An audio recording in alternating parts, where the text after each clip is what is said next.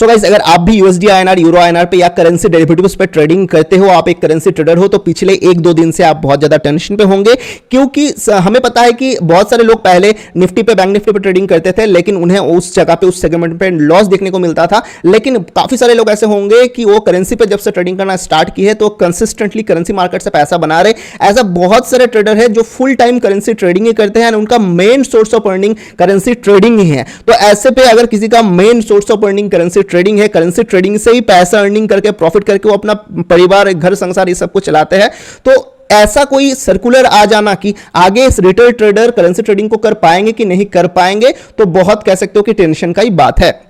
तो यहां पर मैं आपको बता देता हूं कि प्रीवियस वीडियो पे मैंने मेंशन किया था कि क्या सर्कुलर आया है क्या नहीं, एंड उस पर मैंने आपको बताया था कि कोई भी ब्रोकर हाउस के पास भी कोई क्लैरिटी क्लियर है नहीं, एंड कोई रेगुलेटरी रिस्क पे ना फंस जाए, उस वजह से ट्रेडिंग को टेम्पोररी पॉज कर दिया गया है, एंड 5 तारीख को हमें पता चलेगा। ऐसे में ज़ेरोधा की तरफ से या ज़ेरोधा का सीईओ की तरफ से कह सकते हो कि छोटा सा एक पॉजिटिव न्यूज आया है, एंड उससे अगर आप जानोगे तो आपको पता लगेगा कि हो सकता है आगे जाके रिटेल ट्रेडर भी करेंसी पे ट्रेड कर पाए, एंड करेंसी ट्रेडिंग एक तरह से बैन ना हो। सो क्या है न्यूज, मैं आपको क्लियरली बताता हूं।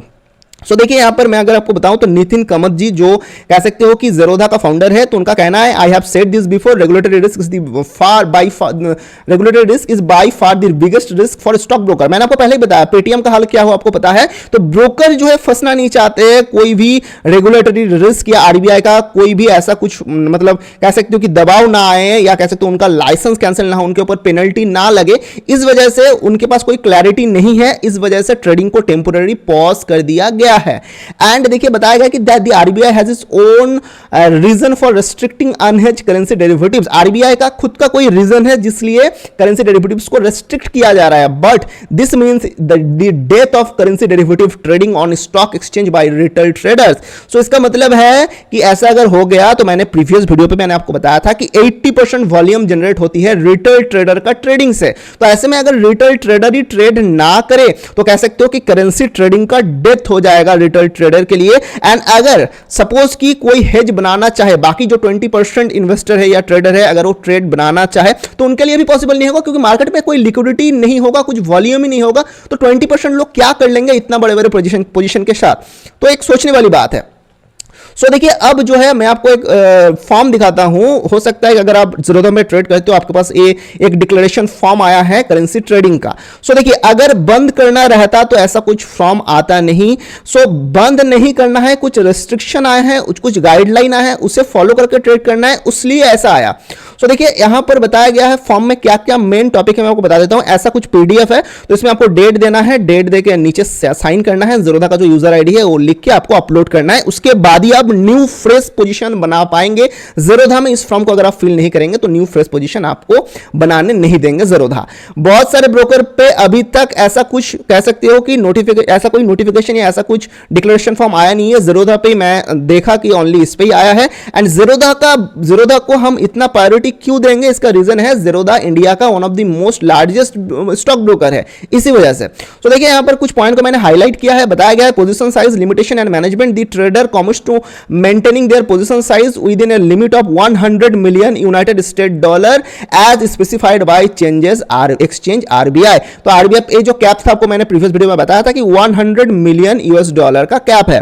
सो should the trader's position size exist this specified limit, the trader agrees to manage the excess position through the use of an authorized dealer or custodian as appropriate। तो मैं यहां पर बता देता हूं कि आपको क्लियरली बताया गया है कि 100 मिलियन डॉलर का अगर पोजीशन साइज इससे ज्यादा रहे, सो जो एक्सपोजर है वो आपको देना होगा। यानी आप किस लिए ट्रेड कर रहे हो, इतना क्वांटिटी का आपको कोई प्रूफ देना होगा, या फिर आपको एक ऑथोराइज डीलर अपॉइंट करना होगा, या फिर एक कस्टोडियन अपॉइंट करना होगा।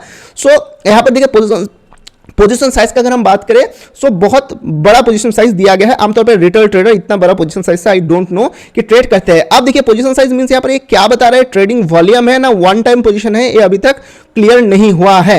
सो यहां पर देखिए नेक्स्ट मैं आपको बता देता हूं, evidence of underlying exposure, the trader agrees to provide upon request by Zerodha the relevant exchange or the RBI sufficient evidence of the underlying exposure related to their currency derivatives contract. The trader undertakes to furnish such evidence promptly and may be required by the requesting party.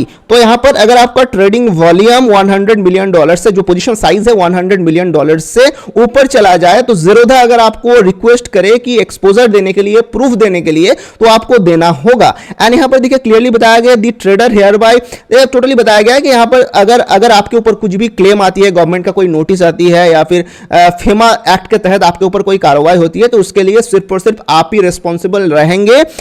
Zerodha उसके लिए कुछ भी responsibility नहीं लेगा। इनका देखिए, इनका काम है ब्रोकरेज कमाना आपसे, आपको ट्रेडिंग प्लेटफॉर्म देना, तो लीगल कुछ भी इशू हुआ तो आपको ये संभालना है। तो यही बताया गया है क्लियरली यहां पर। एंड अब देखिए मैं आ गया हूं यहां पर Zerodha का जो ऑफिशियल ब्लॉग है या वेबसाइट है, यहां पर आप देख पा रहे हो ऑफिशियल वेबसाइट है। यहां पर बताया गया है कि if A trader has an exposure greater than 100 million, they will be required to appoint a custodian, participant or an authorized dealer, जो कि मैंने आपको पहले ही बताया। However, इस लाइन को आप गौर कीजिए, however for traders with a smaller exposure, a declaration that you are trading currencies to hedge your contract exposure will suffice। तो यहां पर बताया गया कि अगर आपका एक्सपोजर 100 मिलियन से कम है, तो देन आपको एक डिक्लेरेशन, जो कि मैंने ये जो फॉर्म आपको बताया, इसे साइन करके फिल करना होगा एंड उसके बाद आप ट्रेडिंग कर पाएंगे। If the declaration is not provided, you will not be allowed to take any fresh position in the currency segment from 4th April। अगर आप इस डिक्लेरेशन को फिल नहीं करते हो, तो फिर 4th अप्रैल के बाद से आप कोई भी फ्रेश पोजीशन को बना नहीं पाएंगे। But you will be able to exit your existing positions, do monitor your existing open position since the liquidity may dry up leading up to Friday. So यहां पर मैं आपको बता देता हूं कि बहुत सारे ब्रोकर है जो कहे कि ऑटो स्क्वायर ऑफ कर देंगे अपना पोजीशन को, लेकिन Zerodha ने यहां पर बताया कि आप अपना एग्जिस्टिंग पोजीशन को बाद में भी जो है स्क्वायर ऑफ कर सकते हो, उससे अभी स्क्वायर ऑफ करने का जरूरत नहीं है। लेकिन यह भी बताया है कि यहां पर लिक्विडिटी का इशू हो सकता है, सो उस पर आप ध्यान रखिएगा। तो यहां पर क्लियरली बताया गया है कि अगर आप चाहते हो न्यू पोजीशन को ओपन करना, तो डिक्लेरेशन फॉर्म को फिल करके अगर आप सबमिट करते हो, तो आप न्यू पोजीशन को ओपन कर पाएंगे। 100 मिलियन से नीचे अगर आपका एक्सपोजर है तो कोई दिक्कत नहीं है, आप जो फॉर्म है उसे फिल करके सबमिट करो, आप न्यू पोजीशन को ओपन कर पाएंगे। एग्जिस्टिंग पोजीशन आपका होल्ड रहेगा। इससे हम ऑटो स्क्वायर ऑफ नहीं करेंगे, लेकिन लिक्विडिटी का आपको ध्यान रखना है एंड उसके ऊपर ही आपको डिसीजन लेना है। सो यहां पर मैं आपको क्लियरली बता देता हूं कि यहां पर Zerodha से क्लियरली यही बताया गया है कि हम जो ट्रेडिंग है उसे अभी बंद नहीं कर रहे, लेकिन आगे अगर आपको कंटिन्यू करना है तो डिक्लेरेशन फॉर्म को फिल करना होगा एंड डिक्लेरेशन फॉर्म को फिल करके आपको सबमिट करना होगा।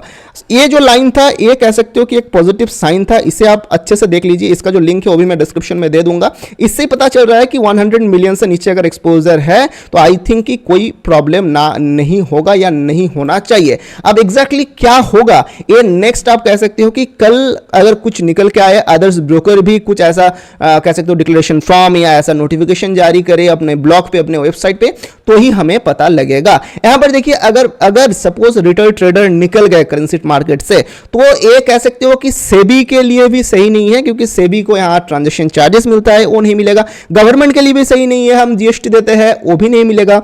एंड ब्रोकर के लिए तो सही है ही नहीं, क्योंकि बहुत सारे ट्रेडर है जो सिर्फ करेंसी सेगमेंट पे ही ट्रेडिंग करते हैं।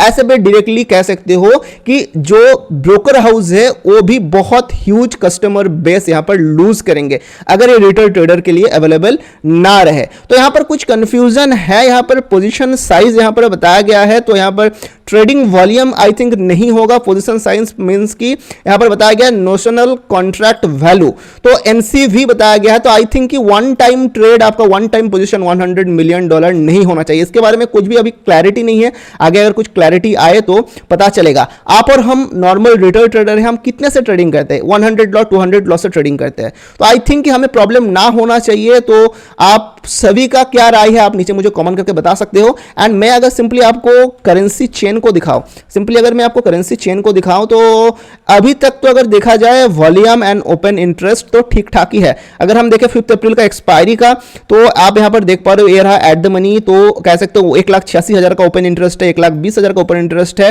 59,000 का ओपन इंटरेस्ट है, तो ओपन इंटरेस्ट बहुत ज्यादा घटा नहीं है। एंड अगर हम वॉल्यूम का बात करें तो वॉल्यूम भी कह सकते हो कि इतना बड़ा न्यूज के बाद भी बहुत ज्यादा अभी तक घटा नहीं है, तो एक पॉजिटिव साइन जो है हो सकता है। एंड ज़ीरोधा इंडिया का सबसे बड़ा ब्रोकर है, वो अपना जो पोजीशन है आपका ऑटो स्क्वायर ऑफ नहीं करेगा, लेकिन दूसरे जितने भी ब्रोकर है, आई थिंक 5 पैसा, उसके बाद आप कह सकते हो कि एंजल वन, जितने भी ब्रोकर है तो ऑटो स्क्वायर ऑफ कर देंगे। सो इसका मतलब क्या है, मुझे अभी तक समझ में नहीं आ रहा कि एक ब्रोकर ऑटो स्क्वायर ऑफ कर देगा, एक ब्रोकर नहीं करेगा। अब जिनका पोजीशन होल्ड है पहले से, जो करेंसी पे कह सकते हो एक तरह से लॉन्ग टर्म बाय करके चलते हैं यूएसडी आईएनआर को, उनको अगर लॉस होता है उसका रिस्पॉन्सिबिलिटी कौन लेगा इस पे? क्या ब्रोकर लेगा, क्या आरबीआई लेगा, क्या सेबी लेगा, या कोई इंडियन गवर्नमेंट लेगा? तो ये अभी तक पता नहीं चल रहा है। तो अब देखिए, अभी तक मैं आपको क्लियरली बता रहा हूं, कोई भी 100% क्लैरिटी नहीं है। कल जब तक कोई दूसरे ब्रोकर से कोई न्यूज या कुछ आ नहीं जाता है तब तक पता नहीं चलेगा। एंड ये भी देखना बहुत ज्यादा इंटरेस्टिंग होगा कि 5 तारीख के बाद से, अभी तक अगर हम 12 अप्रैल का देखें तो उतना कोई कह सकते हो कि वॉल्यूम है नहीं। 26 अप्रैल का मंथली फ्यूचर को, मंथली ऑप्शन का कॉन्ट्रैक्ट देखें तो उसमें सफिशिएंट वॉल्यूम है, सफिशिएंट ओआई है। तो देखना होगा कि 5 तारीख के बाद से जब रूल्स लागू हो जाए उसके बाद भी क्या ओआई एंड वॉल्यूम सफिशिएंट रहती है। अगर कल के बाद से भी वॉल्यूम ठीक ठाक रहे तो आप समझेंगे कि आई थिंक कि कोई प्रॉब्लम नहीं हो सकता है। सो लेट्स सी कि क्या होता है, आपका राय क्या है, आप नीचे मुझे कमेंट करके बता सकते हो। अगर कह सकते हो कि करेंसी ट्रेडिंग रिलेटेड आप वीडियो पाना चाहते हो, अगर करेंसी ट्रेडिंग बैन ना हो, अगर आगे जाके चले, अगर करेंसी ट्रेडिंग आप सीखना चाहते हो तो हमारे चैनल पे ऑलरेडी करेंसी ट्रेडिंग के ऊपर एक टोटल प्लेलिस्ट अवेलेबल है कि कैसे आपको रेगुलर अर्निंग करना है करेंसी ट्रेडिंग से, बिल्कुल फ्री में आप जाके देख सकते हो एंड आप जाके सीख सकते हो। एंड अगर बैन हो गया suppose currency trading retail trader के लिए अवेलेबल ना हो, फिर भी हम कुछ ना कुछ कर ही लेंगे, क्योंकि देखिए एकदम से तो दुनिया खत्म नहीं होने वाला है। हम ट्रेडिंग जानते हैं, थोड़ा बहुत स्किल जानते हैं, हम क्रूड ऑयल पे काम कर लेंगे, हम गोल्ड पे काम कर लेंगे, या फिर हम निफ्टी बैंक निफ्टी पे काम कर लेंगे। सो आगे हम प्लानिंग करेंगे आपके साथ कि क्या किया जाए अगर बैन हो जाए तो। अभी तो पॉजिटिव रहिए, अभी तो मतलब कह सकते हो कि उतना टेंशन मत लीजिए, कल का वेट कीजिए एंड देखिए कि क्या होगा। मिलते हैं नेक्स्ट वीडियो में और एक इंटरेस्टिंग सा टॉपिक के साथ, तब तक के लिए गुड बाय, जय हिंद।